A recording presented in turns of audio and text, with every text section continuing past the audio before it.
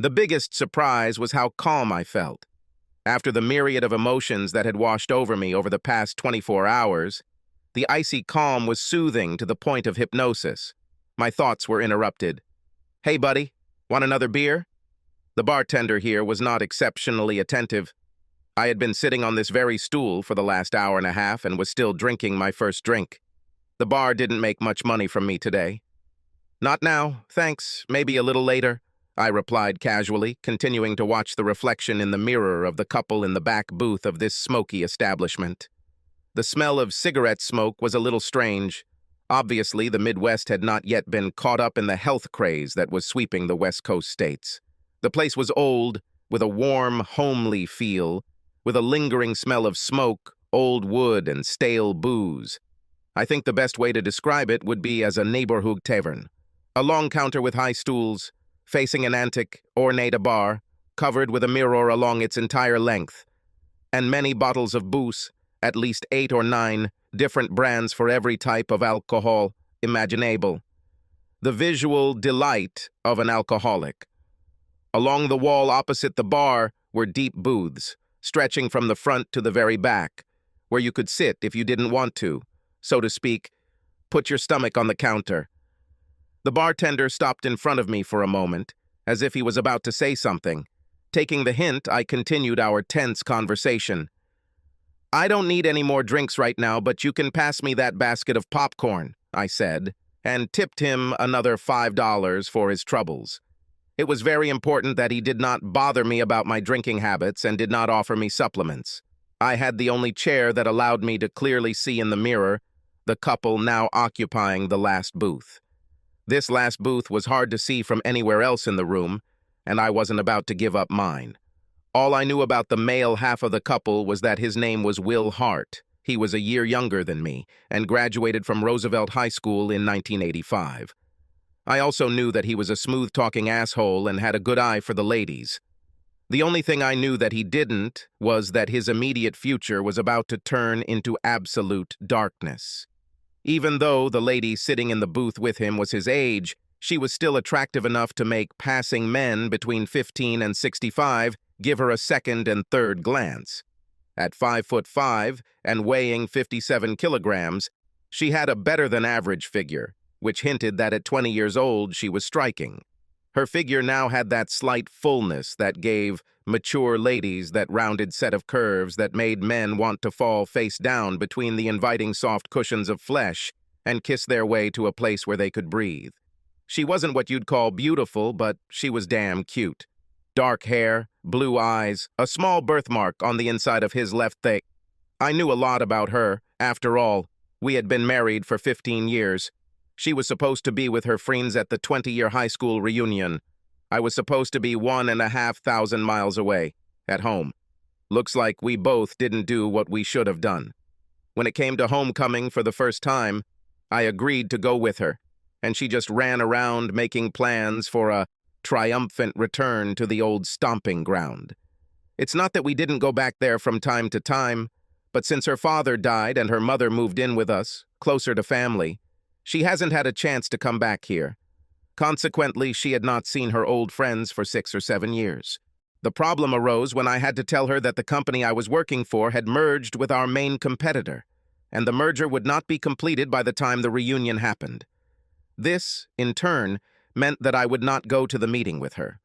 She became furious, and when she finally calmed down, she became, how can I put it better, coolly neutral. Our sex life and everything else of a personal nature definitely took a back seat. Over the next 10 days, she spent most of her time on the phone with her old friends, planning what they would do, what they would wear, who would come and who wouldn't. But what seemed strange was that when the name Will was mentioned, she spoke in a much quieter voice and went into another room to end the conversation. One evening, I answered the phone, and a man asked for Lynn. When I asked who was calling, he said his name was Will, and that he was a former classmate who would be at the high school reunion and that he just wanted to talk to her. When I covered the phone with my hand and said the name Will, she grabbed the phone and ran out of the room.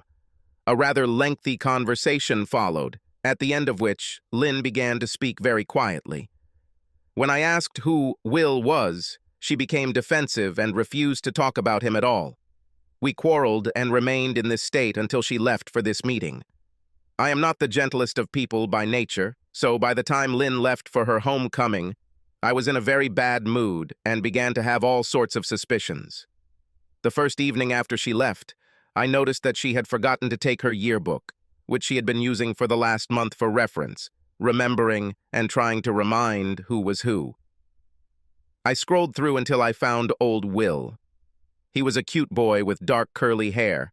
Above and below his photo was the inscription, "Lynn, to the cutest and funniest girl in the senior class.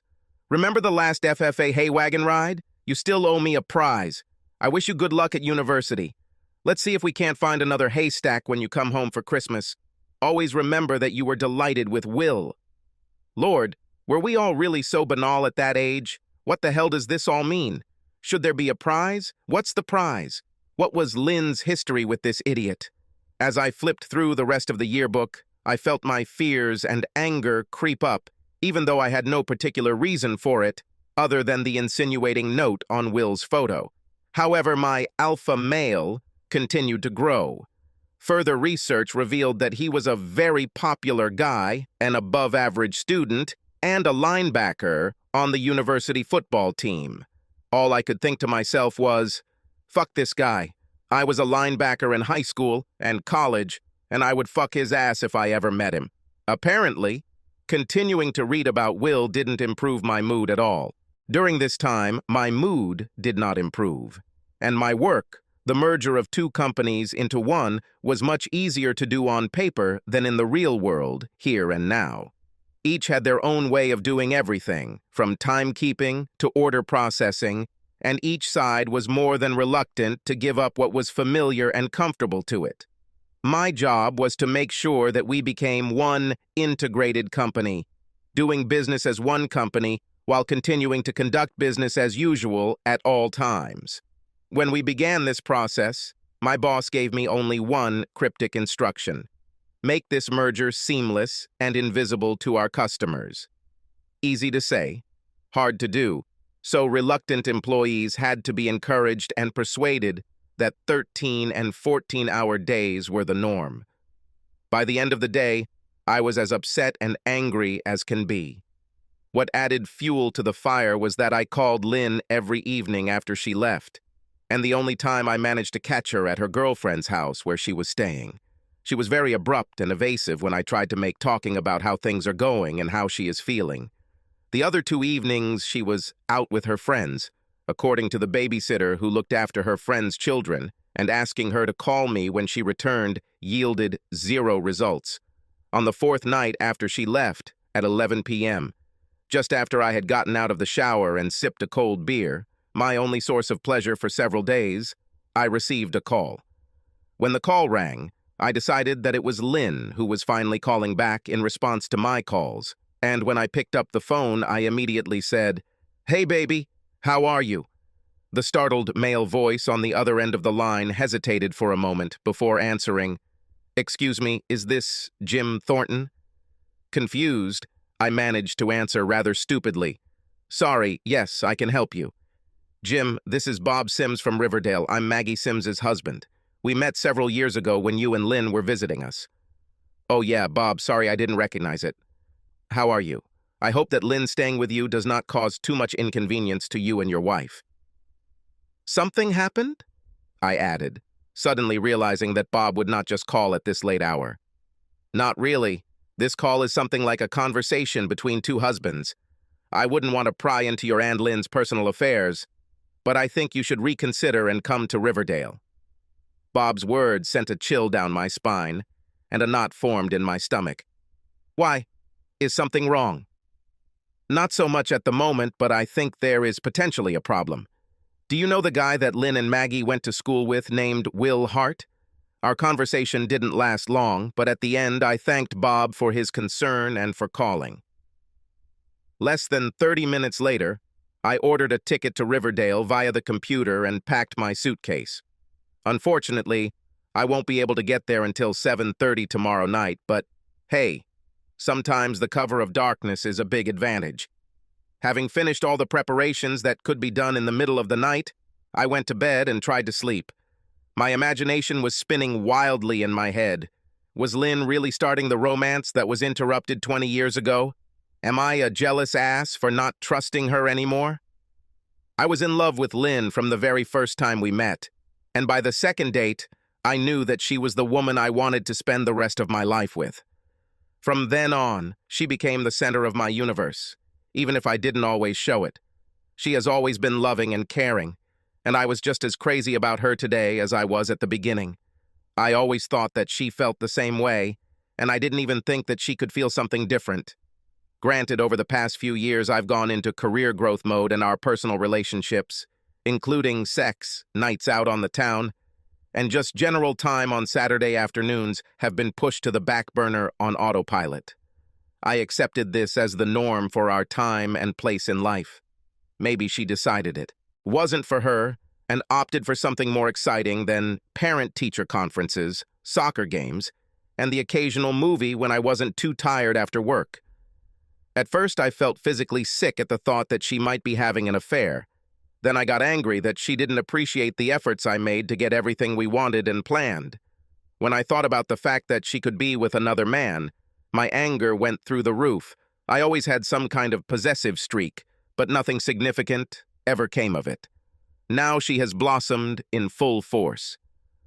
Finally, my anger calmed down to a sun-burning flame dancing just below the surface of my consciousness, but it still kept me from sleeping peacefully at night. When I don't sleep well at night, it's bad. I get very grumpy. And when I get grumpy, I'm not very pleasant to deal with. The only good thing was that Lynn's mom came over to watch the kids while she was gone. So early in the morning, I would just leave as if I was going to work. If Lynn calls, she won't know that I went to Riverdale. I'll leave my mother-in-law a note that I have to work a 24-hour shift, and I'll call her later to make sure she and the kids are okay. The next morning, I went to work and told my very unhappy boss that I would be gone for a few days, and that, if necessary, he could fill in for me, and I would come back and do another job. He wasn't happy, but he didn't fire me either, so I guess it was a small victory that I desperately needed as I mentally began to oscillate between heartbreaking depression and absolute murderous rage. Airplane flying is mostly deathly boring, but it has its downside. They provide a strictly measured period of time in relative isolation to think things through without interruption, allowing time and peace to formulate plans and, most importantly, gain control over yourself. By the time I landed in Riverdale, I had already developed a concrete plan of action, which in turn brought a calm that I thought impossible just that morning. After we landed, I rented a car and called Bob. He said that they all got together, including my wife and Will, at a place called Clancy's, where they danced and drank. Having found the designated location, I quickly changed in the parking lot into nondescript jeans, a plaid shirt, and a baseball cap, and then quietly made my way into Clancy's lounge. Looking in the mirror as I walked in, I barely recognized myself and felt that Lynn would have to physically bump into me if she got close enough to recognize me. In all the years we were married, she only saw me in a plaid shirt a couple of times, and she certainly never saw me in a baseball cap.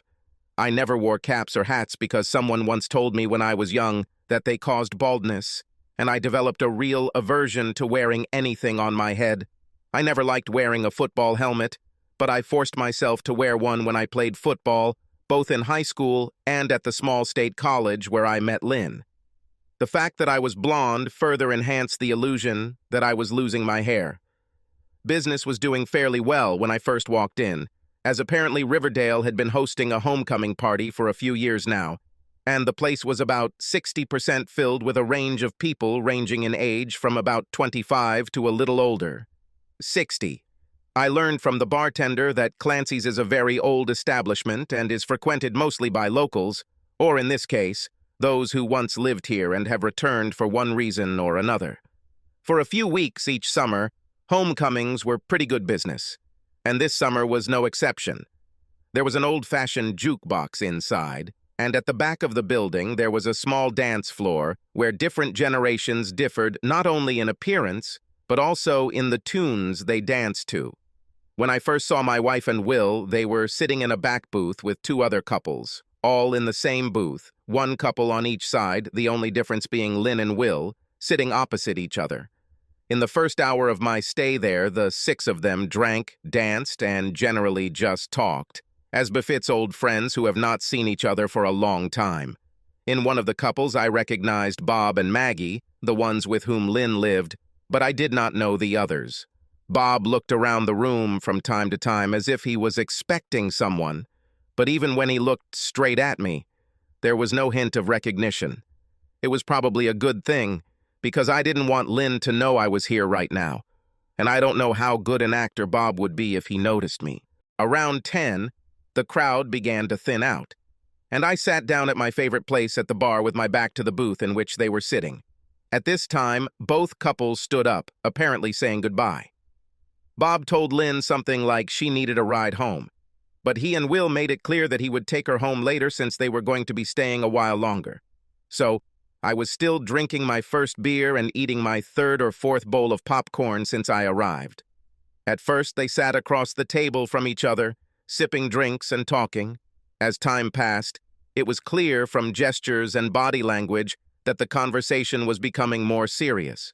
Will reached across the table and quietly stroked the back of Lynn's hand and forearm with one finger, while he made some important remarks, to which she nodded her head from time to time or responded with a quiet single word. Damn, I wish I could hear what they're talking about. I didn't know exactly what the words were, but I'd seen enough to recognize a bitch trying to lure her prey into a trap for the evening. The flames of my anger burned brighter, but nothing happened yet, and I was content to be patient and watch events unfold. If things hadn't gone any further than that, I would have called Lynn on her cell phone later that evening and told her that we had finished the project and that I would be in Riverdale tomorrow to stay with her for the rest of the homecoming events. That way I would demonstrate that I wanted to be with her without her knowing that I was spying and getting angry again. In this situation, I began to relax and felt better. It seemed like she wasn't going to forget that she had a husband and two kids at home, and I wouldn't have to kick old Will's ass. My optimism was dashed when suddenly he stood up, walked over to the bar next to me, and ordered another round of drinks for the two of them from the bartender, Mike. I noticed he was drinking beer, but Lynn was drinking gin and tonic. A bad sign, since at home it was her favorite cocktail when we went out and planned a bout of active sex when we got home. While Will stood next to me, I crouched low in case Lynn was looking in our direction. Now was a lousy moment to be discovered. He looked at me casually and remarked, "Are you from here?" "No, I'm from the West Coast, just solving a family problem." "Are you from here?" "Not anymore. I graduated from high school and returned here only for the 20-year reunion. For the first time since I left school." "Are you having fun?" "Not really yet, but I have a feeling things will change soon," he replied with a determined grin. Around this time, Mike brought his drinks and he returned to the booth, but instead of sitting in his original seat, he slid into the booth next to Lynn. Between his comment and this new arrangement of them, my mood became even darker. Raising my head, I shouted to the bartender, "Hey, Mike, give me another stout." He grinned as if he had won some kind of prize, saying, "Sure," then walked over and placed the beer in front of me. This time I slipped him $10. I would soon need Mike on my side, and he, like all employees in such establishments, had his eye on the money. Meanwhile, the asshole led Lynn to the jukebox and fumbled for quarters while she chose a song. Standing there, they held hands like high school students, holding each other firmly. They danced to a few fast musical numbers.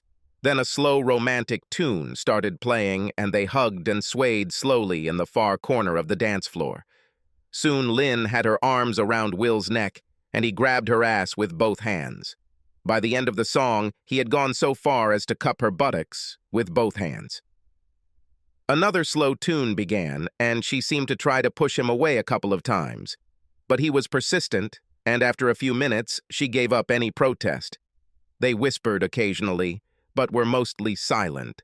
Lynn pressing her face against his chest and him burying his face in her hair as they danced slowly across the floor.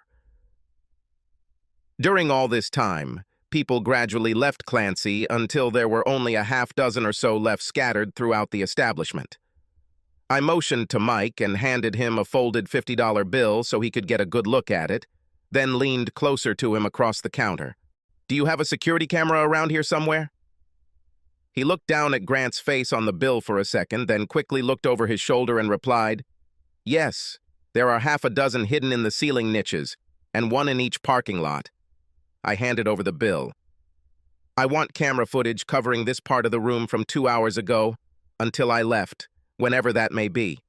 Also, I want to get the footage from the camera in the back parking lot, okay?" I stated as coldly as I could, looking straight into Mike's face without batting an eyelid. "I don't know, man.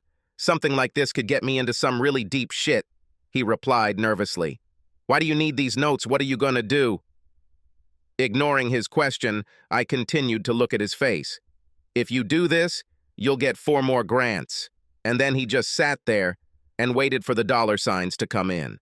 After 30 seconds of feigned disinterest, he replied, "Okay, but if something happens, I'll turn around and cover my ass." "No problem, Mike. Your ass is safe. Just please me a little." I then ended our conversation by standing up and looking around for Lynn and the asshole as I was thinking about Will. I was not prepared for what I saw, and I had to suppress a scream so as not to disrupt everything. There, in a dark corner of the dance floor, they locked in a kiss that was a full-blown exchange of saliva and tongues.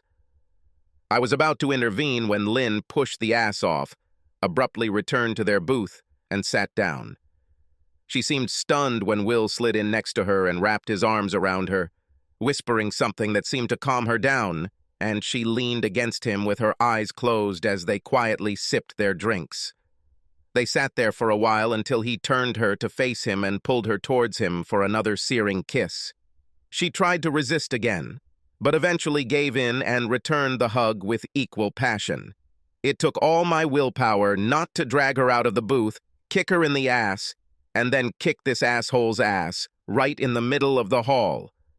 In front of me was the woman I loved more than my own life, the mother of my children, behaving like some kind of hormonally hypertrophied high school student.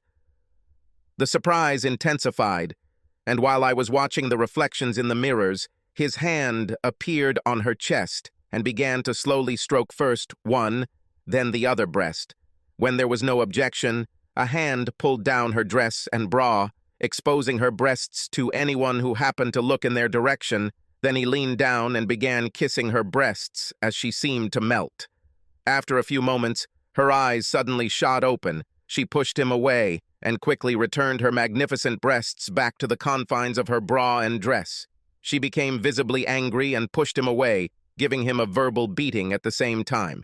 He remained impassive until she finally ran out of steam, and he sat silently and smiled at her for a few more moments. Then, smiling like a Cheshire cat, he shrugged and launched into what looked like the publicity stunt of the century. She listened with an angry face until what he was saying finally improved her mood, and a small smile appeared on her face. Whatever he said must have worked. In the end, each one smiled at the other, although Lynn sometimes shook her head. He must have played his big card after all, because, although I didn't hear a word he said, it was obvious that she had finally, reluctantly, agreed to what he was selling. What happened next was the most shocking thing I have ever seen in my life. Lynn slid sideways into the booth until her back was against the wall and propped her feet up on the seat, so she was facing the asshole and her back to the outside end of the booth. Looking around the room as far as she could see from the back of the booth, she lifted her dress up to her waist, revealing her bare legs and the turquoise lace panties she was wearing. Will stared at her like a little kid in a candy store, grinning from ear to ear and bouncing contentedly in place. She then started to pull her panties down. I sat in paralyzed silence. So far, I've been able to explain Lynn's actions as just a whim of the moment, a kiss and a little body rubbing, the result of too much drinking, disappointment in me for not coming with her, and a long wait to possibly meet her ex-guy. I could still quite come to terms with what had happened up to this point. Now I had serious doubts that my marriage would last through the night. Pain, humiliation, and anger washed over me in alternating waves as I sat silently and watched. Under the asshole's gaze, she slipped out of her panties. She returned to a sitting position on the bench and handed the elegant piece of clothing to the now grinning Will. He leaned slightly in her direction, took a deep breath and made a remark that made Lynn's face red and earned him a good-natured slap to the face. With these words, she asked him to move away and headed to the ladies' room. Will looked at the evening's prize and placed it in the inside pocket of his sports jacket and then started doing those "it's time to go" moves. Finally, I recovered from the shock and was able to move and breathe again. It's time to take some action before this shit goes any further. Looking around, I found that there was no one in the bar except the bartender and the three of us. This is good, because if the situation gets out of hand, witnesses will become a real nuisance. I motioned to the bartender and he sauntered over to where I was sitting. I pointed my thumb over my shoulder towards the last booth. "Mike, bring these two lovebirds a drink at my expense, okay? But change the ladies' drink from gin and tonic to Bailey's on the rocks." Bailey's on the rocks was what Lynn drank as the last drink of the evening when we went out. She said it calmed her stomach and saved her from a hangover. I always thought it was bullshit, but it seemed to work for her. But what the hell? Then I put another 20 on the table while Mike did his thing and took the drink to the asshole. Lynn appeared just as Mike was explaining where the drinks came from and to whom. He pointed in my direction as he explained. Will saw me and thought I was just a drunk from the bar making a friendly gesture, but Lynn had a strange look on her face as she alternated her gaze between the Baileys and me. I didn't turn around. I just looked in the mirror from under my baseball cap. Lynn and the asshole were sitting next to each other in a booth and exchanged a few words when he shouted to me, "Hey, buddy, why don't you come over and have a drink with us? We're just about to leave, but we wanted to thank you for your generosity."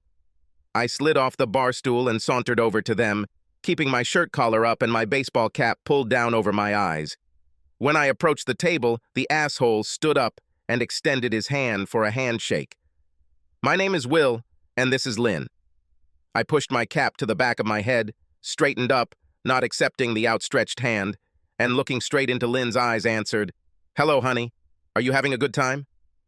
There was absolute stunned silence for a moment. Then Lynn turned white as a ghost, let out a strangled cry and dropped her glass, breaking it and splattering Bailey's all over the table and her dress. The asshole immediately realized who I was and stood silently, opening and closing his mouth like a carp at the bottom of a fishing boat. If I hadn't been so angry, I would have laughed out loud. The look of panic on both faces was more than comical. I don't know what I looked like, but whatever it was, it must not have conveyed a feeling of joy and smiling. Lynn backed into the booth as far as she could, and her companion for the evening looked like he was about to jump out. "Do you mind if I sit down?" I asked kindly, and, without waiting for an answer, sat down opposite. After another second or two of silence, Lynn found her voice and began a rapidly babbling string of questions. "Jim, what are you doing here? Why didn't you tell me you were coming? How long have you been here? What you—" The asshole simply turned his head, looking first at me and then at the exit from this establishment, the expression on his face alternating between fear and belligerence.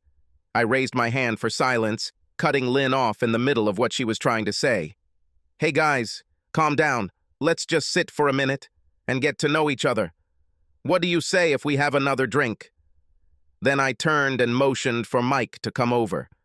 The two now sat in stony silence, their minds racing to understand what I was up to. "Mike, get us another drink." And then, in the most sarcastic tone I could muster, "And do you have anything we can use to clean up this mess?" My wife was so happy to see me that she spilled her drink. Then I turned to her companion and, smiling my best salesman smile, extended my hand. "We don't know each other. I'm Jim Thornton, Lynn's husband." He took my hand in a short squeeze, like a hot horseshoe. "I'm Will Hart, Lynn's former classmate. I came to the alumni meeting. So this is you? The famous Will Hart? Well, it's good that we can finally put a face and a name together. I didn't go into detail, but I'm sure my fake sincerity didn't escape him. After a second or two, when I hadn't said anything else, Will spoke up. I don't really need another drink. I haven't touched the first one. And it looks like you and Lynn need some alone time together. No, old man. Stay where you are, I answered calmly, but with a clear hint of poison in my voice. My wife and I need to discuss something, but for such a close friend as you, nothing is secret.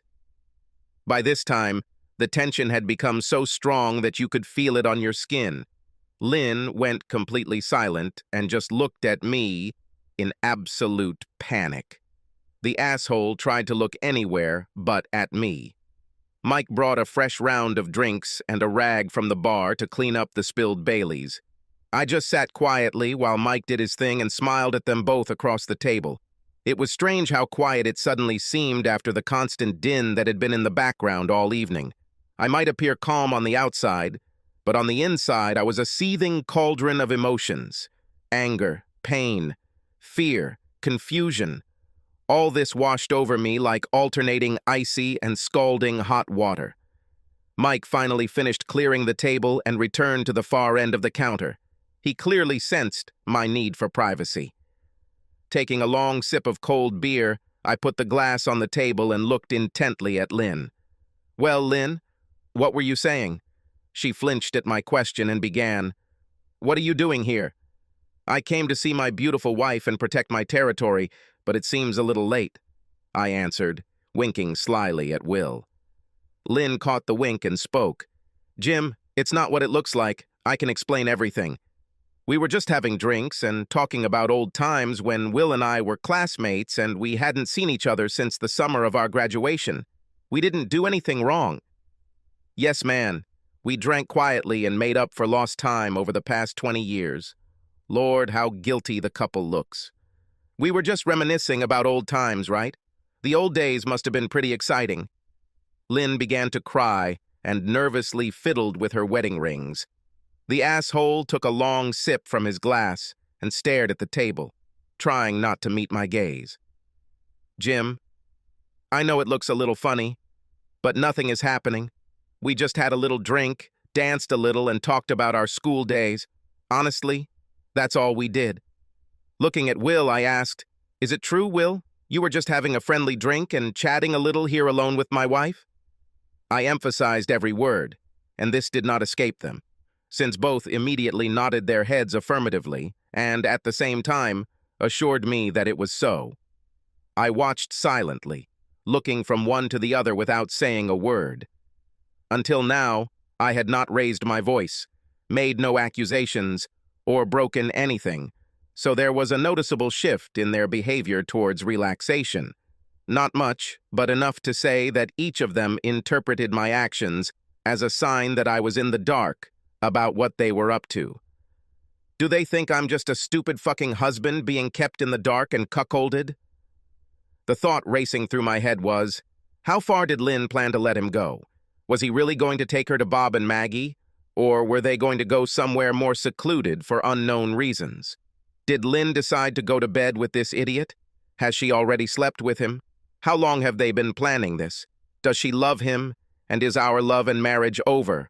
And for the asshole, well, I've met enough of them to know that what happened between him and Lynn was much more than memories of old times. He was actively planning and organizing everything to get her into bed, plain and simple. So far, I have successfully held back and remained calm.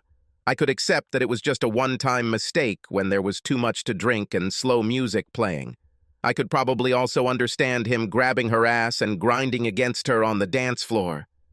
But pulling out her breasts and fondling them with an ongoing hug in the booth, and the way she took off her panties and gave them to him, went far beyond anything understandable, acceptable, or forgivable.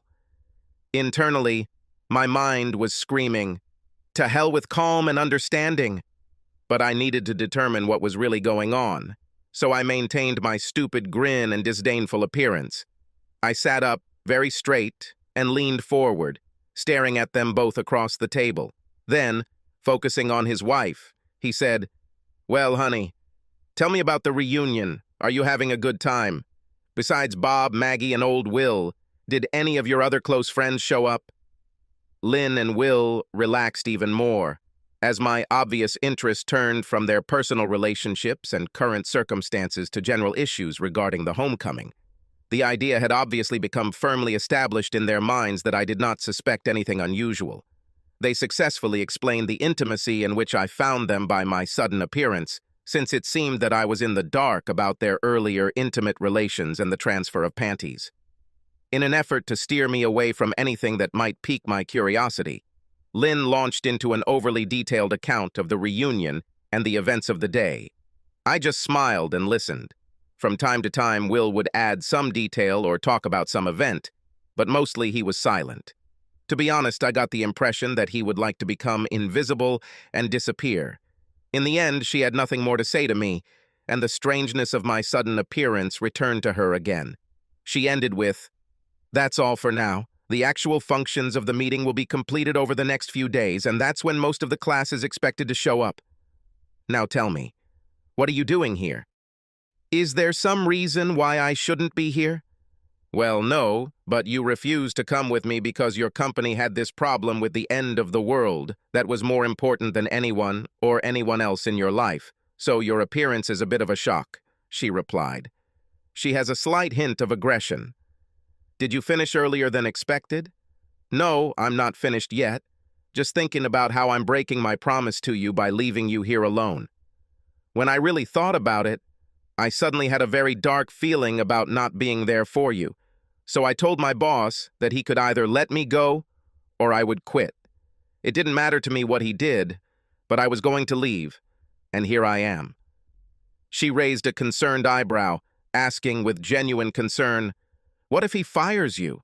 What will we do then?" "I don't know, and it doesn't matter. The only thing that matters is that I'm here with you now," I answered with all the feigned sincerity I could muster. Now Lynn looked at me with genuine concern. She knew that I had a very good job, and she liked the reward of a large income. She could quit her job and stay home with the kids, have the house she wanted in the neighborhood she liked, plus everything else. My coming here, despite the consequences, now shed a whole new light on the situation, and the way I acted was more than a little out of character. God, I hope this doesn't cause any problems with your work. The potential cost of my stay here slowly began to dawn on Lynn. Perhaps coming to the high school reunion wasn't as important as she thought. "How did you two find this place?" I asked out of the blue, looking around as if I was seeing this place for the first time. I wanted to shift the conversation to what's happening here. Lynn chimed in, explaining that this was a typical drinking spot frequented by locals during their school days. Today they came here with Bob, Maggie, and another couple, since they lived in Riverdale and were regulars here. "Will, why did you come to the meeting so early? Do you have a family here in Riverdale?" Lynn no longer has family here, but she wanted to come a few days early to visit her old friend Maggie. I waited for his answer as if I was sincerely interested in him. Startled, Will cast an almost imperceptible glance at Lynn. "Yes, my parents live here in retirement, and I came to spend a week with them before the start of the homecoming events. I didn't expect to see my classmates before, so you can imagine my surprise when I ran into Lynn and Maggie at the mall yesterday." Lynn's eyes widened, and she flinched at Will's offhand comment. She knew that I was aware that he was coming to the homecoming and that he had called Lynn a few weeks ago to chat. This guy didn't know when to keep his mouth shut. I looked straight at Lynn, who stared at me like a child who had been caught in the cookie jar. "As I understand it, you were friends with Maggie and Lynn at school. What was Lynn like at that time?" I talked to Will like a conspirator trying to find out secrets. "Didn't she have a mouth full of braces? Did she have a lot of freckles and braids?" I grinned. With every moment of my conversation with Will, Lynn became noticeably more and more tense. He had already lied once, and the longer he spoke, the greater the risk that he would be caught again. For my part, I continued to play the dumb husband. "Come on, Jim. Stop asking Will about his personal life. and especially about him trying to remember me when we were in high school. It was a long time ago. So you still had braces, freckles, and pigtails? You know, Will, before we met, she didn't tell me about herself at all. I mean, her mom told me about stuff when she was little and family events, but not things that only friends would know, like old boyfriends and stuff like that. She always claimed that she was too shy to talk about herself. The more Will talked, the more he relaxed. And the more he relaxed, the more Lynn tightened. His general description of Lynn in middle school was that she was cute and sweet, but self-conscious about her braces, freckles, etc., and that she was into horses. She was even a member of the school's FFA chapter. She didn't date for the most part until the end of her senior year because she was a late bloomer, both physically and socially. It turned out that Will's parents owned a large farm near the city, and he was also a member of FFA. I pretended to hang on his every word, laughed at all the funny moments, and we compared football stories when the topic came up. Lynn sat mostly in uneasy silence, occasionally objecting to something Will said or adding a little to the story. She wasn't happy about being the topic of conversation. His last story about Lynn was about an FFA-sponsored hay wagon ride at the end of their senior year, just before graduation. As soon as he mentioned the joy trip, Lynn turned pale and tense, and then loudly asked him not to tell the story. I, of course, encouraged her to tell. The story goes that Lynn didn't drink at all, but she was teased into drinking the cheap fruit wine the boys smuggled on the trip. After taking a sip, she decided that the drink was pretty good after all, and as the evening went on, she became considerably less reserved as she sat in the back of the van. No details were mentioned about what less restrained meant, but her personal participation in the evening's activities was interrupted when she vomited on another girl, Will, and 2 other boys. The adult chaperone intervened and eventually called Lynn's parents. Her parents were unhappy, and consequently, she was punished with house arrest for the rest of the year, except for graduation ceremonies. She wasn't allowed to see or talk to Will or any of the other students on the van ride, and so she hadn't seen or spoken to him since, other than hurried goodbyes and yearbook signings on the last day of classes. By telling this story, many answers fell into place for me. I laughed at the story like it was the funniest thing in the world and commented that Lynn still doesn't drink alcohol.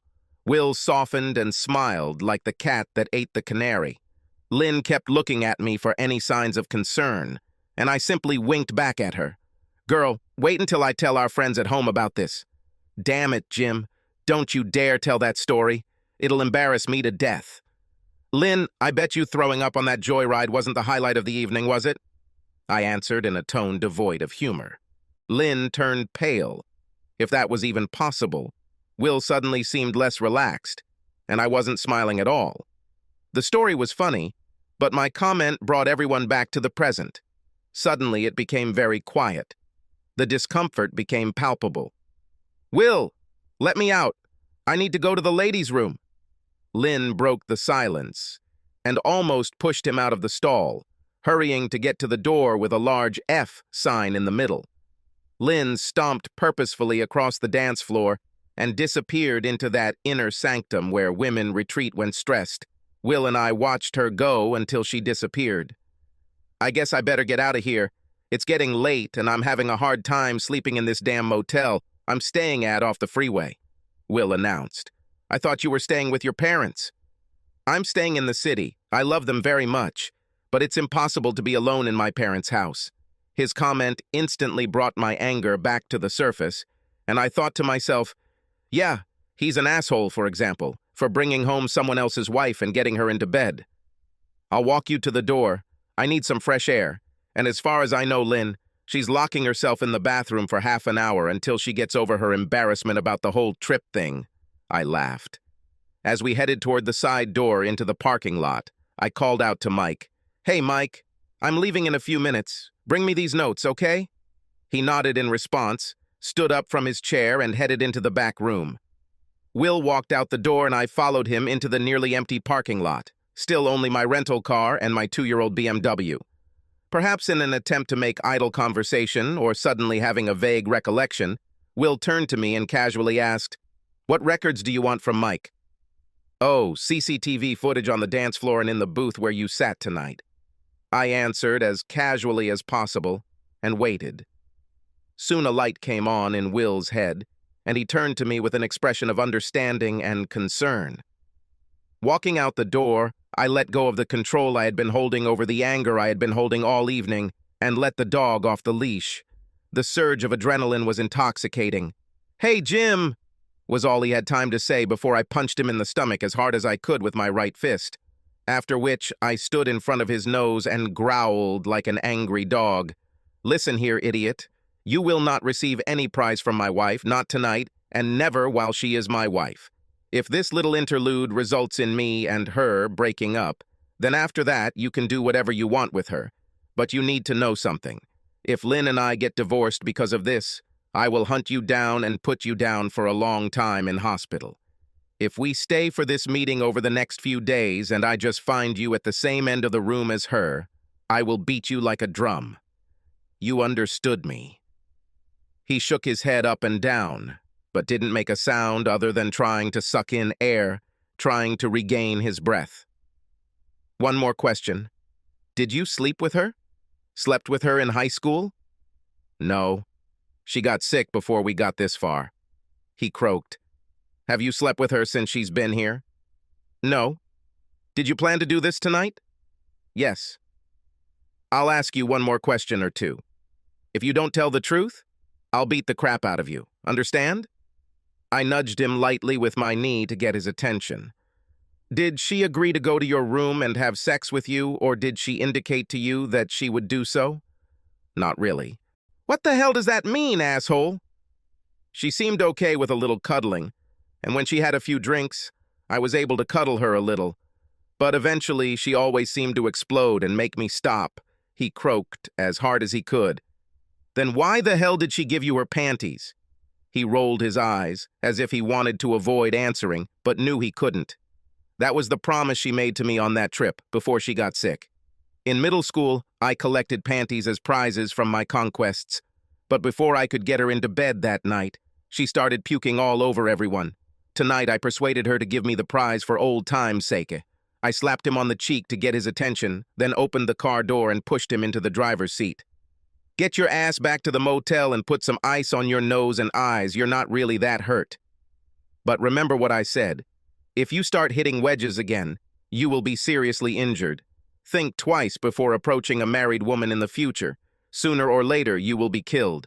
With that, I slammed the door and stepped back, watching as he started the car and drove away.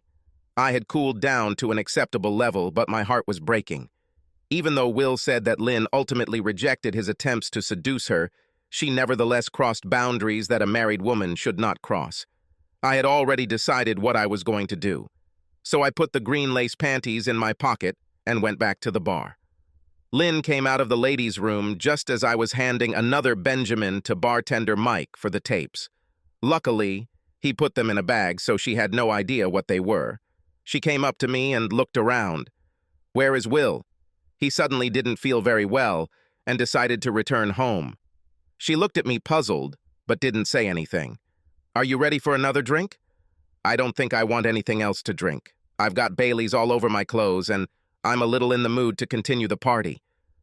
Her last remark almost put me over the edge.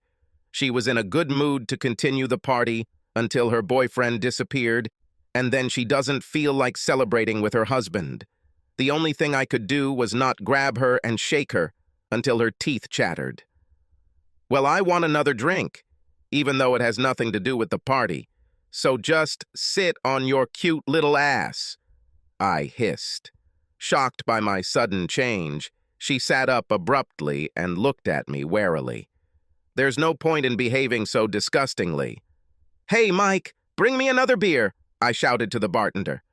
The bar was empty, and my voice echoed throughout the hall, where it was so quiet. Mike looked like he really wanted us to go home so he could have some closure. During the evening, I gave him so many tips that he could easily remain open until I got ready to go home.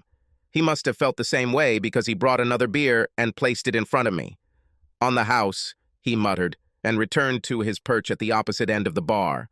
Of course, it was an old neighborhood place, and I hadn't gotten a beer on the house since I was in high school. I took a sip and sat down, looking at Lynn expectantly. When there was silence, she fidgeted nervously in her chair. "Jim, why are you acting so strange? You show up unannounced, make everyone feel awkward, and then just stare at me like I'm a bug under a microscope. What the hell is going on, I want to know, damn it?" She was losing the battle with composure. I realized that the important moment had arrived, and I took another long, slow sip of my beer, looking my wife straight in the eyes. "Okay." I put my hand in my pocket as casually as possible and threw the panties I had taken from Will into the middle of the table. "I found them in your former classmate, Will's jacket pocket. They are yours, aren't they? These are the same ones you were wearing when you arrived here tonight, right?" Then I sat down and waited. She turned pale and stared at the lace rag lying in the middle of the table as if at a rattlesnake. She alternated between looking at the panties and then at me, and back again until she began to stutter. "Jim, don't know what?" That was all she had time to say before I reached across the table and pulled down the top of her dress, enough to expose the bra that matched the panties in front of us. "These are your panties, aren't they, Lynn?" She turned away and covered her mouth with her hands, as if she was going to be sick, but did not answer. "Damn it, Lynn, are these your panties or not?" I almost shouted in her face, holding them right in front of her eyes so that she couldn't help but notice them. She turned away from me and squeezed out with anguish, "Don't know." After which, the tears began to flow in large quantities. At this point, I lost my patience. "I don't need to talk nonsense anymore, Lynn. They are part of the set, matching the bra you are wearing. I know because this is the gift I gave you for your last birthday." Now I was in full attack mode. I sat and saw how you, dancing, rubbed against this asshole. I saw how you wet your tonsils and exchanged saliva with him on the dance floor and in this fucking booth. I saw him pull out your breasts and fondle them, and last but not least, I saw you take off those panties and hand them over to him. I abandoned all semblance of restraint or control, and as my voice and tempo of speech increased, she flinched at every word, as if she was being whipped. I took the cassette out of my bag and threw it right in front of her. "If your memory has become bad, maybe this will help refresh it.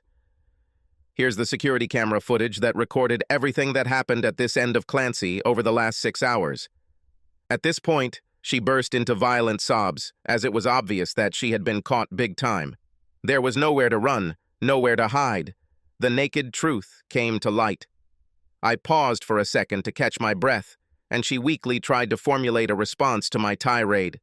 I cut her off, and then continued in a calmer but no less vindictive tone. "I understand you've been planning for weeks to meet the asshole, pick up where you left off in high school, and sleep with him. The only reason you didn't go to his motel room right now to have sex with him is because I showed up and ruined the party. Instead of being happy about me, you acted as if I was trespassing where I was not supposed to. Well, Lynn, if I catch my flight home tomorrow, I'll head straight to the law office and divorce your cheating ass. You don't have to worry about going home. You can pick up right where you left off 20 years ago here in Riverdale with dear old classmate Will.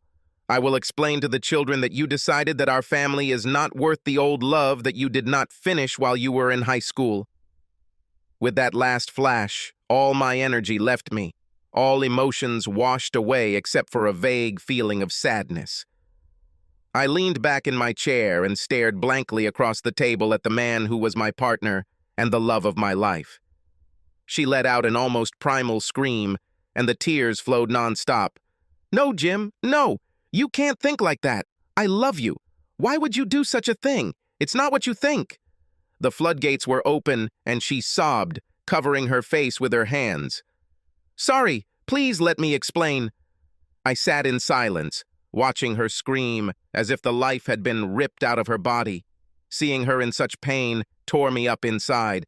I've loved her since our first date. Every day, every special event, I loved her more and more. With the birth of our children, with our first new home, she was my friend, lover, confidant, and guardian, all wrapped up in this amazing package. I always thought she felt the same way about me, Sitting here, wallowing in self-pity, it seemed like I was so obviously wrong. I sat silently and watched her emotions run their course. I offered no consolation, no sympathy, no assistance. There were no more shouts, screams, or accusations, no violence or threats. I just sat in silence. She was in pain for which she was responsible, and she would have to deal with it. Eventually, she ran out of tears and sat quietly with her head in her hands, not looking at me. Her silence brought me out of my stupor, my growing consciousness strangely filled with guilt and remorse. Looking at her melancholy and hopelessness, I stupidly thought, did I do the right thing? Wasn't I too harsh? The fog cleared to the point where I could think again. So I walked up to the bar and said quietly to Mike, "Hey, Mike, can I get a clean, damp cloth and a big glass of water?" As he retrieved what he needed, I was struck by the stunning silence of the place and the strange shadows cast by the neon beer signs, now that most of the lights were off. The numbness and lack of noise reminded me of the feeling you get at the end of a long drive when everything is quiet, except for the ringing in your ears. I returned to the booth, sat down next to Lynn, and, tilting her head back, carefully washed her face with a cold, damp cloth, wiping away the mascara and the streaks of tears. Then I handed her a glass of water. She looked completely devoid of any spark of life or energy. After she had drunk, I sat back on my side of the booth and silently watched her motionless figure. We sat like that for a very long time. The silence was broken by Mike, who approached with an apologetic look. "Sorry to interfere, but it's time for me to close." I fished out my shrinking money clip and handed him another 100. "Can we sit here for another 30 minutes until you close? Leaving right now would actually be bad for us." He looked at the bar, then at the money, and finally at Lynn.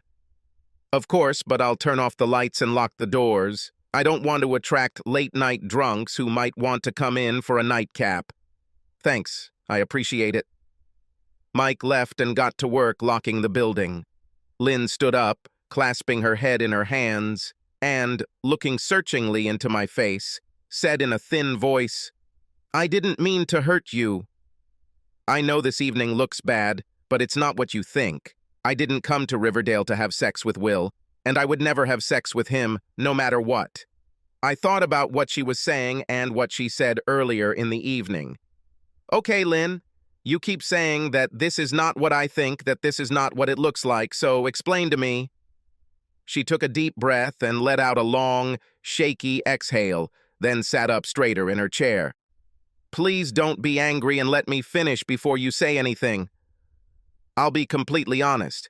If you have any questions when I'm done, I'll answer them without trying to wriggle out or obfuscate in any way. Please do it." "Okay, I'll do my best. Jim, the most important thing is that you know that I love you, and only you. I have always loved and will always love. Now, I know it's hard to believe from your perspective, but it's true.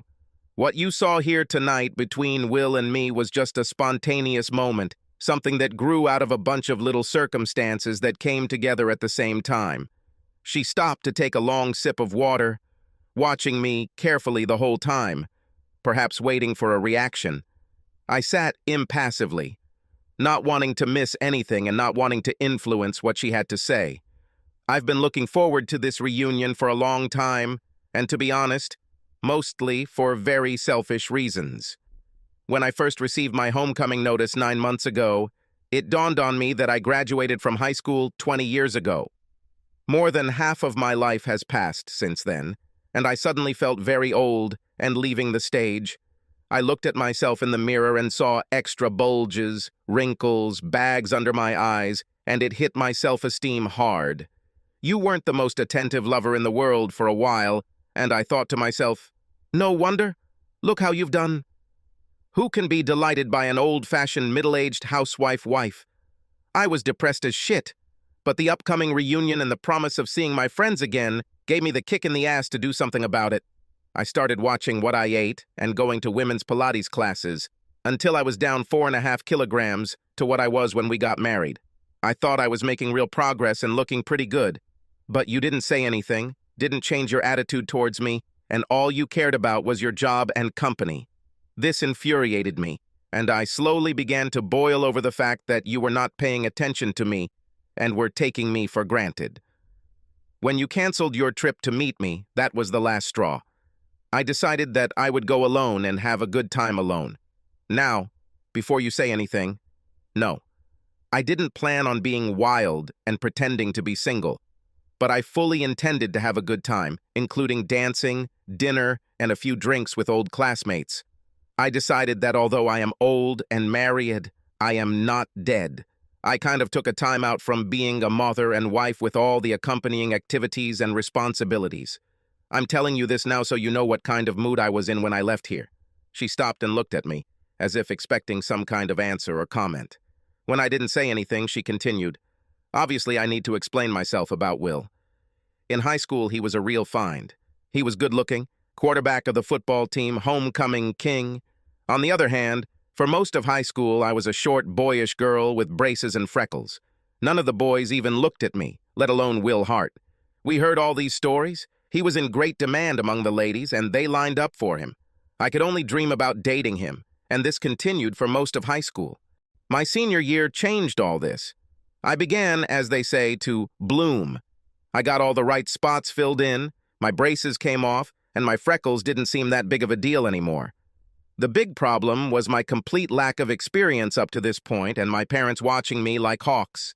I joined FFA because I was crazy about horses. Will joined because his parents owned a big farm east of Riverdale, and all the farm kids seemed to join FFA as a matter of course. Suddenly, after Christmas break of my senior year, Will, the girl terror, as we secretly called him, began to notice me, and from time to time stop and chat amicably. I was the most excited student at Roosevelt High just because he was talking to me. During this time, I managed to go on dates with several other guys, but he never asked me out. I was still very shy and was often teased for having a secret crush on him. She stopped to take another sip of water. My story, for lack of a better term, with Will was short and incomplete. It happened at the FFA graduation for high school students. Each year, the FFA director would take the high school students on a hay wagon ride around town, ending with a party and dance at school. I found myself in the very back of the wagon, under the straw, with Will and half a dozen other really popular high school boys and girls. Will was very attentive, giving me all his attention, and I found myself in a one-on-one situation with Will, the storm of girls. I was included in the popular inner circle, and my head was spinning with surprise. One of the boys took out a large bottle of fruit wine. Until that moment, I had never drank alcoholic beverages and timidly refused when they offered me a bottle. The others began to tease me about being a good girl and a child, so naturally I relented and drank. It tasted a lot like fizzy soft drink, so I drank more. The bottle was passed around a couple of times, and soon I felt dizzy, and everything seemed out of focus. Will put his arm around me, and we started just talking, holding hands, then a little teasing exhalation into my ear, and finally, a whole lot of kissing and hugging.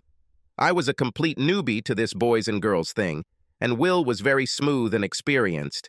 It was subtle and slow at first, but suddenly his tongue was halfway down my throat and he pulled out my breast. I was shocked. I had never done anything like this before, and I screamed for him to stop and pulled away. He simply smiled and looked around at the others, took another sip of wine from the bottle, then handed it to me.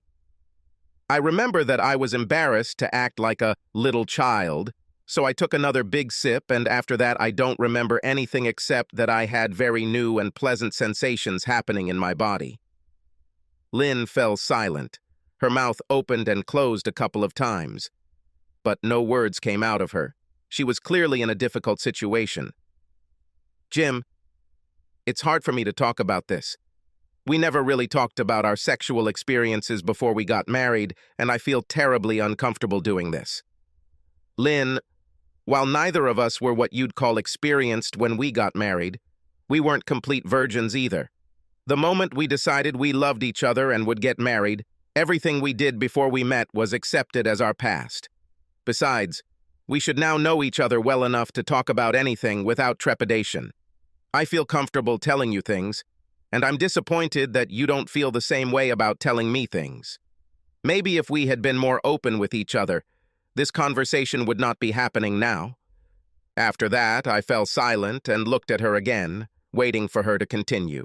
She again began fiddling with her rings, and then, without looking at me, she continued her story from where she left off. My mind was disconnected from my body as I was aware of what Will was doing, but I didn't seem to have the ability to resist.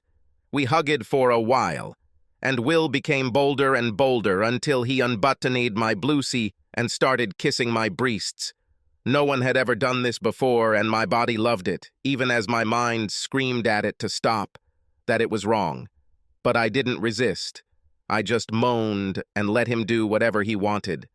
Finally, I emerged from the fog with my panties down, dangling around one ankle, legs spread wide, while he was ready to have sex with me. When I realized what it was, my conscience finally overcame my desire and I tried to get up. When he tried to hold me, I began to resist even more, and something in my body must have not liked the sudden movement, because I vomited right in his face. Because of all the screaming and yelling that followed, the teacher in charge of the team stopped to find out what was going on. I remember desperately pulling my panties up before the teacher would get to where we were, all the while emptying the last of the contents of my stomach on everyone within a couple of meters. You know the rest of the story. The teacher called my parents, and I was taken home in complete embarrassment and put under house arrest forever. I only saw Will once after that, during our graduation ceremony and for a few minutes after. He joked a little about how I felt bad and that I missed the thrill of getting my first sex from him. He also said that I owed him panties as a prize, even though we didn't actually have sex. He even wrote about it in my yearbook, but if you don't know the history, you won't find out the details. And this is the whole story about me and Will, she said, concluding her story. That's all that can be said. Then she looked expectantly into my eyes and began to wait. I returned her gaze for a moment before saying, "This is some kind of fiction, Lynn. This is not fiction, Jim. This is the truth. This is how it all happened. I'm not making this up. Believe me, I didn't have sex with Will and I actually threw up on him," she said pleadingly. "Oh, I believe you. I'm sure that everything happened exactly like that." "Then why do you look like you think I'm lying?" "Because I don't care what you may or may not have done with your old boyfriend at school." This was long before we got married, and strictly speaking, it is none of my business.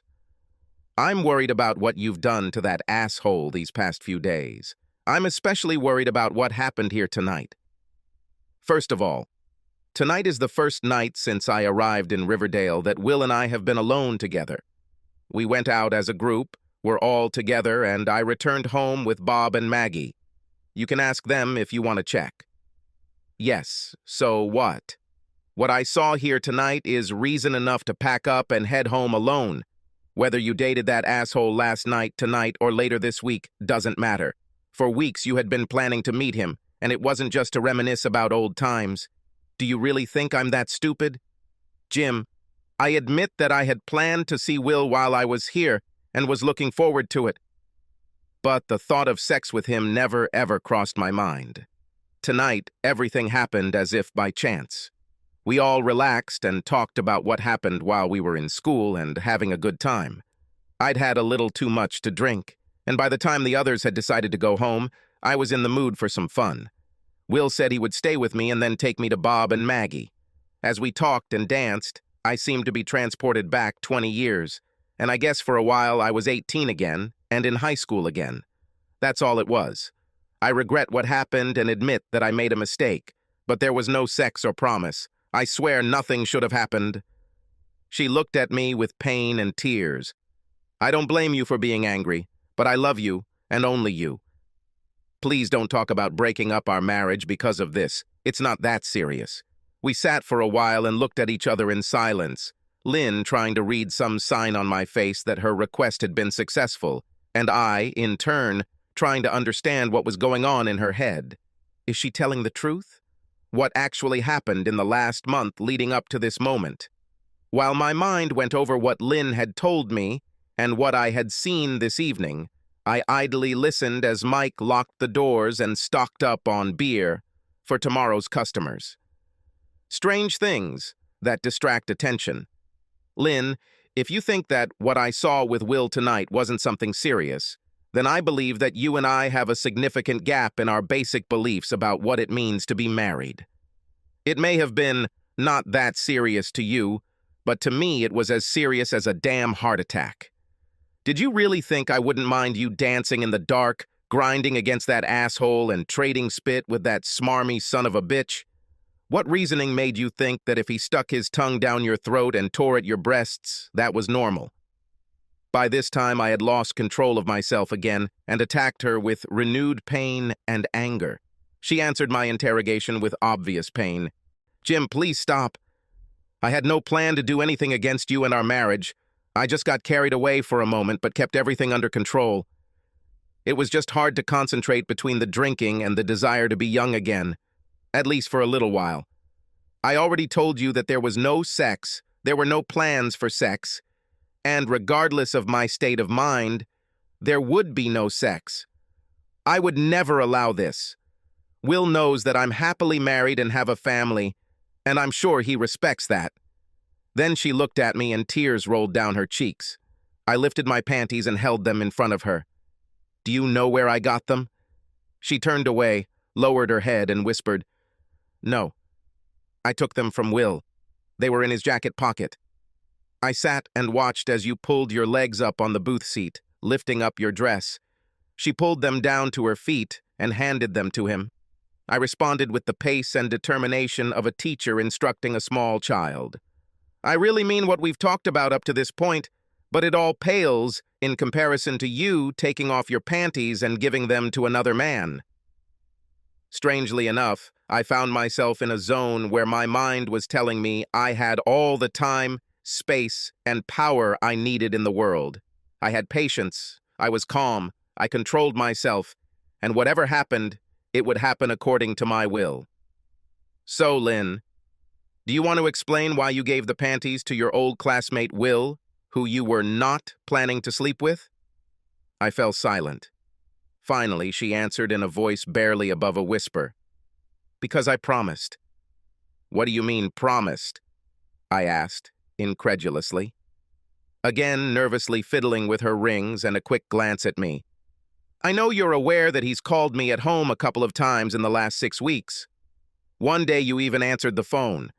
Each time we talked for quite a long time, and frankly, I was immensely flattered that he even remembered who I was, much less took the time to call and ask if I would come to the alumni meeting. Anyway, our conversation eventually got to the trip incident, and he reminded me that I still owed him a prize. I said that it was all a long time ago, that I was married now, and that I didn't think it would be that appropriate. He just laughed and said that there was no statute of limitations for receiving the prize, and that we could talk about it at the alumni meeting. He teased me a little, saying that I hadn't changed much from the shy girl I was 20 years ago, and then he calmed down. Tonight he brought it up again and didn't want to change the subject. He reminded me that the last time we saw each other was during his yearbook writing, and that I promised him that the next time we see each other, he can claim his prize. He accused me of breaking my word, and that it was the least I could do after I threw up on him in the hayloft. We had a bit of back and forth until I finally relented and said I would give him my panties for old time's sake. Then he started saying that they weren't very valuable in themselves, and that if I just gave them to him, it wouldn't be anything special. At that moment, I regretted that I let go of the asshole in the parking lot so easily, and promised myself that if the opportunity presented itself, I would correct my mistake. You know what he needed, don't you, Lynn? Yes. Well, say so. Say this so that later, when we try to sort out this nonsense, there will be no misunderstandings between us. He hinted that he wanted to have sex with me. But I made it clear that this will not happen. Made it clear. Did you make it clear? This son of a bitch didn't hint at anything. He was on a deliberate campaign to get into your pants. Made it clear, you say? Damn it, Lynn, are you really that damn naive? I was on edge again. Once I had everything under control, she pushed the right buttons to drive me crazy again. No, Jim, this shouldn't have happened. I told him no way. I told him that if he continued like this, I would call a taxi and go home and never see or speak to him again. In the end, he agreed that if I gave him the panties, he would forget about it. And you did what he asked? I asked, shaking my head in surprise. Yes, I didn't want to hurt his feelings, and after all, I promised him that he would receive his prize. She answered in such a way that it sounded noble and logical. Jim, I gave my word. Then she sat down and looked at me expectantly, as if she had just explained everything. I sat stunned for a moment, unable to believe what I had just heard. Lynn, do you think I'm the dumbest bastard in the world? Or are you the most naive 38-year-old woman on the entire planet? No, Jim. I know for sure that you are far from stupid, and I may have been a little slow in understanding Wills's plan, but I think you're making a mountain out of a molehill. I'm sorry for letting things get a little out of hand, okay? So let's leave it at that, please. Eventually, my anger subsided a little, and I listened to all this crap. I leaned forward over the table so that we were looking into each other's eyes. Okay, Lynn, there seems to be something here that's eluding you, so I'll get it straight. You described your actions here tonight as not very serious, and that things were just slightly out of control. Well, you should think about how serious they might be for me, because as far as I'm concerned, you cheated on me and broke your marriage vows. I mentioned divorce for a reason, so it's time for you to wake up and really understand what's going on here. I continued, I will not share any part of you with another man, not mind, body, or soul. What you did here tonight with your old boyfriend is absolutely, without exception, unacceptable and intolerable to me as your husband. And this nonsense about you giving him a word that you should have kept. To hell with it. You didn't mean to offend him? Damn his feelings. I don't care about the promises you made to him. Our marriage vows nullify every promise you ever made to that asshole son of a bitch. Now I was on a roll and there was no holding back or compromising. I thought she was all done crying, but tears appeared in her eyes again when I continued the attack. Jim, please, no more. No, you wait to hear everything. Are you saying that part of this was because I was too busy with my work to pay any attention to you? You damn sure didn't mind the luxury house, new cars, and prestigious area that you simply needed. Where do you think the fucking money comes from to pay for all this crap, Lynn? This is due to the high stress of a full-time job that I deal with every minute of my life. And what did you do to make me interested in you?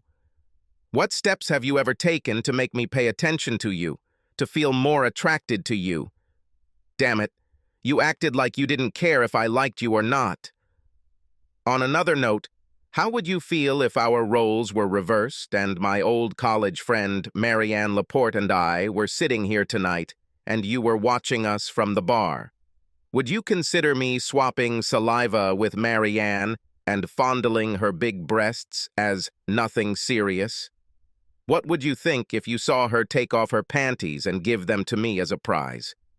I've often wondered if she was blonde all over. Would you enjoy watching me check it out for myself, for my own sake? Is it okay if I tell you that I'm just going back in time for a while because I'm starting to feel old and not as handsome as I was in middle school? That I need a little break from my marriage to boost my self-esteem a little and feel better? With these words, I stopped to give her the opportunity to say something, but she was completely unable to answer. Well, Lynn, say something. After long, painful minutes, she found her voice. What can I say? You are absolutely right. I didn't think about it in any context related to you or our marriage. In my head, it was just innocent fun. I thought a little dirty dancing and everything else, as long as I didn't have sex with him, was just a little naughty and frivolous. And the thought of you doing all this with Marianne Laporte is simply unbearable. If our roles had been reversed, I would have been devastated. And with this confession, she fell silent with a painful look that spoke eloquently of the confusion she was experiencing. I gave her a moment to let everything settle before speaking again. The anger was gone, the fire in my belly was gone, and all I felt was loss and regret. What are you going to do now, Lynn? Where do we go from here? What do you mean, Where do we go from here? I'll do whatever you want. Just say it. As far as I understand, we have two options, and which path we take depends on you. First of all, if you think that what you did to Will is within the bounds of acceptable behavior in a marriage, and I'm being unreasonable, then you can continue to attend your homecoming here in Riverdale as planned. In the morning, I will catch my flight back home and begin the divorce process as quickly as I can. I told you that I don't want to share you with anyone else, and if this is too hard, then no matter how much I love you, we should break free from each other and go our separate ways. I can't live with the idea of my wife needing a break from our marriage and being mildly wicked, as you described it. To be honest, I wouldn't expect to get much comfort from Will because I told him that as long as we were married, I would beat him to a pulp if I caught him in the same room with you. After we get divorced, maybe you two can move in together and figure out what you've been missing. Jim, don't say that. I love you and want to be your wife forever. I feel nothing for Will other than the high school girl memories of having a high school crush. I just wasn't thinking and made a mistake. Please don't end our marriage because I made a stupid error in judgment. Please don't do this. Okay, the second option is that we come to an understanding of what our problems and expectations are. If necessary, when we return home, we can go to a psychologist. Looking back, I see that this episode was partly my fault.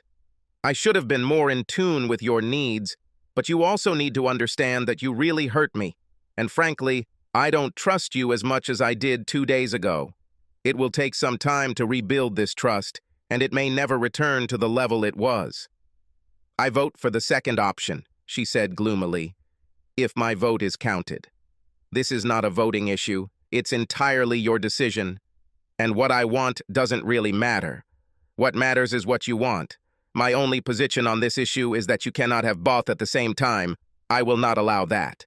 One more thing I should say before you decide what to do. If you decide that you want to stay in the marriage, you must understand that in the future, if something like this ever happens again, there will be no discussions, no second chances, no reconciliations. We will be done.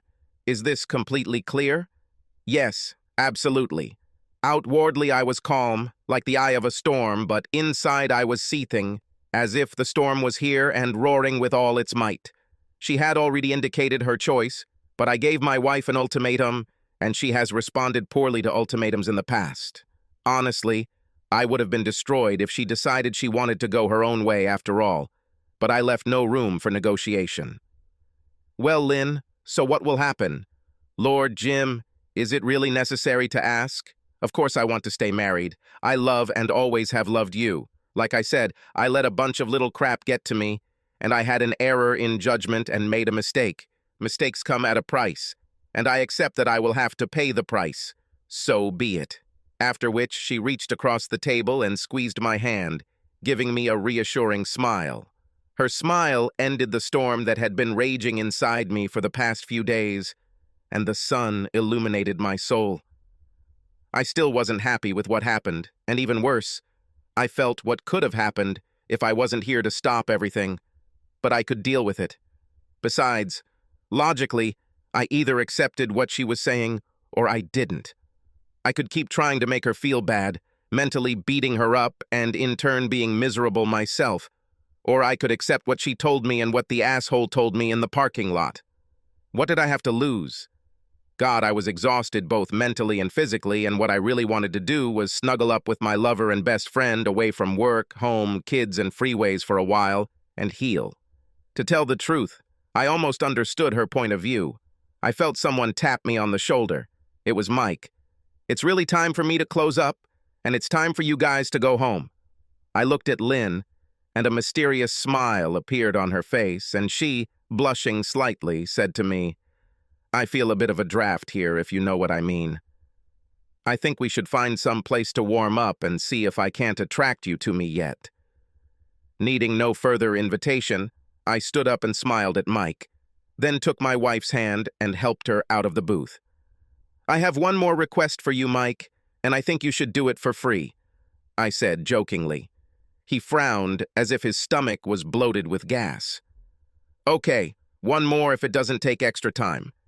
Do you have a bottle of champagne? And tell me where the nearest motel with big beds and a jacuzzi is? I guess I'll go hunt for the prize.